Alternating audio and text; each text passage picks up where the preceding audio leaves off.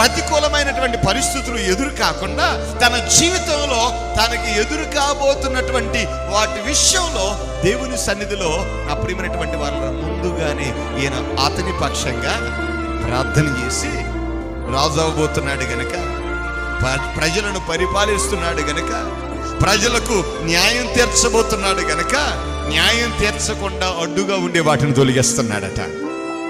నా ప్రియమైనటువంటి వాళ్ళ ప్రజలను పరిపాలించేటప్పుడు ఆటంకంగా ఉన్నటువంటి ప్రతికూల పరిస్థితులను ఆయన ఏం చేస్తున్నాడు? ఆ గిల్గాల్లో తొలగించబడడానికి ఈ బలులను అర్పిస్తున్నాడు. ఈ రోజున మన జీవితంలో కొన్ని ఆటంకాలు, దేనికి?